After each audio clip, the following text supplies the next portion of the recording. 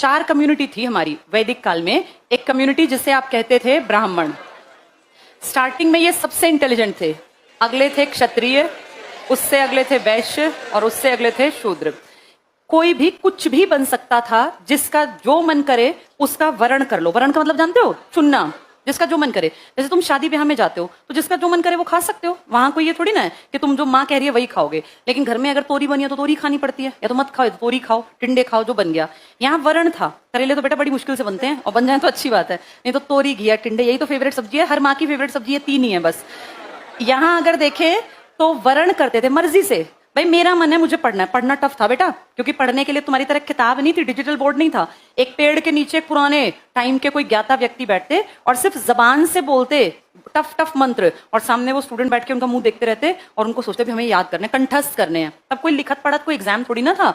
ब्राह्मणों का काम था ज्ञान देना, और ज्ञान देने का माध्यम था श्लोक।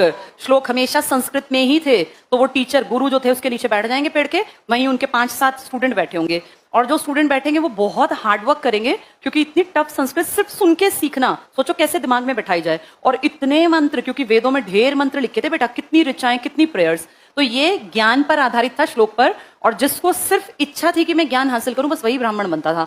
मर्जी थी जिसको पढ़ाई के रास्ते पे आना है आ जाओ। इनका सुबह उठना सिर्फ पढ़ना पढ़ना नहीं था बेटा, आज की तरह तुम लोग हो। इनको अपने गुरु के जाके आश्रम में रहना पड़ेगा। आश्रम के नाम पे झोपड़ी थी। राजा का बेटा होगा अपने घर, लेकिन जब गुरु के वहां जाएगा तो उस गुरु की छोटी सी झोपड़ी में, साइड में झोपड़ी बनती थी, वहां रहते थे।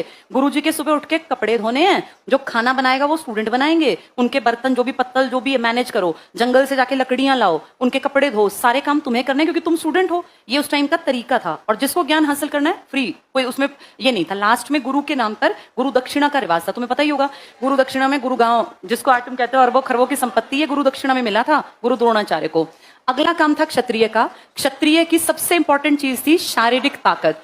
ये थी दिमागी ताकत, ये थी शारीरिक। इसमें डाइट अच्छी लो, हाइट अच्छी हो तुम्हारी, और तुम बढ़िया तगड़े हो, तो तुम अपनी मर्जी से जिसका काम यहां से किया, मैं दिमाग का ज्यादा काम नहीं कर सकता, तो एक तरह से जैसे आज बहुत बच्चे स्पोर्ट्स में चले जाते हैं ना, अगर बुद्धि बहुत ज्यादा ना हो तो वो सोचते हैं छोड़ यार क्यों पढ़ाई में दिमाग लगाना, इतना स्पोर्ट्स में भी मेरा करियर बन जाएगा, और बन भी जाता है। जो बहुत तेज बढ़िया खेलते हैं ये ताकत के दम पे काम करते। लेकिन इस टाइम स्पोर्ट्स नहीं था, इस टाइम ताकत का यूज करना था अपनी कबीले की गाय बचाने में। तो तुम्हारी ड्यूटी रहेगी, रात में तुम्हारी टीम में से कुछ लोग उठे रहेंगे, कोई गायों को खोलने आएगा तो तुम्हें वो मारने हैं, यानी तुम्हें अपनी गायों की रक्षा करनी है। और एक कम्युनिटी के सारे लड़के जो जो ताकतवर थे वो क्षत्रिय का काम करते थे, और इसीलिए पूरे गांव की गाय जब एक साथ बनती थी तो वो सारे लोग एक ही गोत्र के कहलाते थे। और हम आज तक ये मानते हैं कि अपने गोत्र में शादी ब्याह नहीं करना चाहिए, उसके